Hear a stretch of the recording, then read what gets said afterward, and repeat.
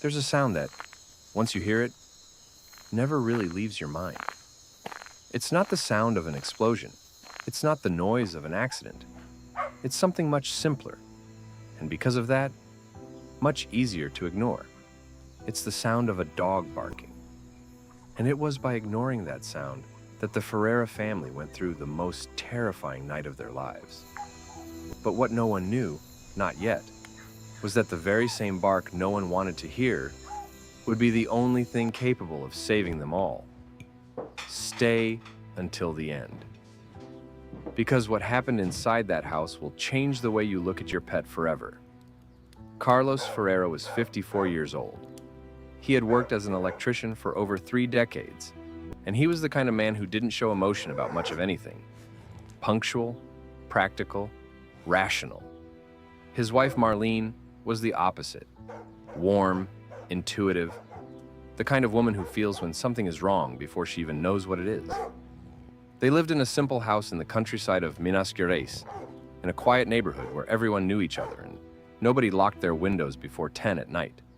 And living with them was Toby, a medium-sized mixed-breed dog, rescued from the streets 7 years earlier by their daughter, who had since moved to São Paulo and left the dog behind. Carlos never really liked Toby. He tolerated him. Let Marlene handle the feeding, the baths, the care. To him, the dog was just an extra expense and an inconvenient barker. That word, inconvenient, matters. Remember it. It was a normal Thursday. Carlos came home tired, ate dinner in silence, watched the news, and went to bed at 9:30 p.m. Marlene was still awake reading in the living room when Toby started. First, a low growl, almost unnoticeable. Then, a short bark. Then 2. Then a sequence that didn't stop. Marlene walked over to him, petted him, said, "It's okay, Toby. It's okay," and went back to the couch, assuming it was just a stray cat outside. From the bedroom, Carlos yelled, "Make that dog shut up, Marlene." She sent Toby out to the backyard and closed the glass door. And then something happened that she would only understand hours later. Toby didn't bark at the street. He turned and started barking back at the house. Midnight. The house was silent. Carlos woke up to a strange smell. Faint, barely noticeable.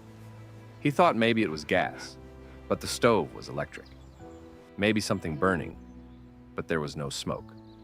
He turned over and closed his eyes again. Outside, Toby had started barking again.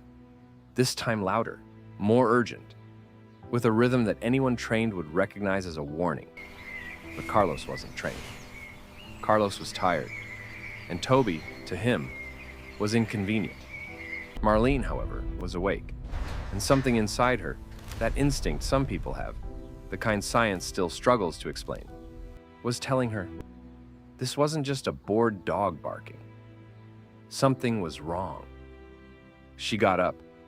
The moment Marlene opened the hallway door, the smell hit her head-on. Strong, sharp, unmistakable. Smoke. There were no flames yet, but there was an overwhelming amount of smoke pouring out of the storage room in the back of the house, where Carlos kept his work materials. Electrical cables, solvents, paint. A short circuit had started silently while they were all asleep. Marlene screamed. Carlos woke up. They got out. The fire department arrived 11 minutes later.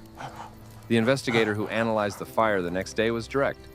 If the fire had gone undetected for another 15-20 minutes, the flames would have reached the gas cylinder in the corner of the storage room.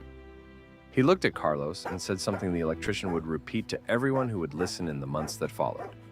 "Someone woke your wife up just in time. I just don't know who." Carlos looked down at the ground. He knew who. Toby was in the backyard when Carlos stepped outside that night. The dog ran up to him, not to bark, not to complain, just to be close.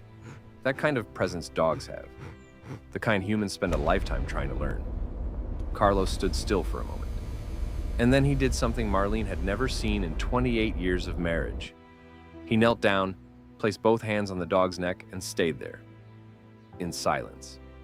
For a stretch of time, she couldn't measure. When he stood back up, his eyes were red.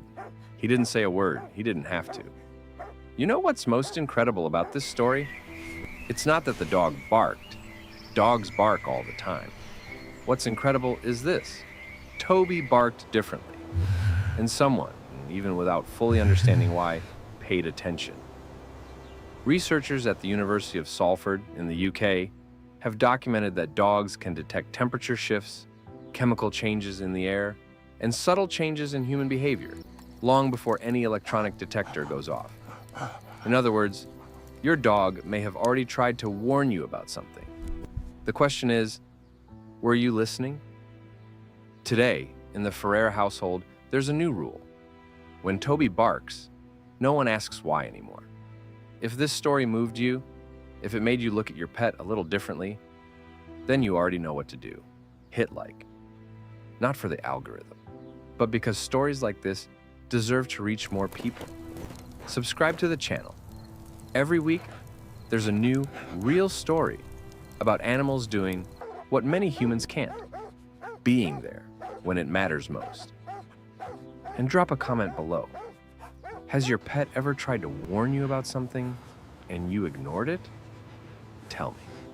I want to read every single one. See you in the next story, and give your animal a hug today. You never know when they're trying to tell you something.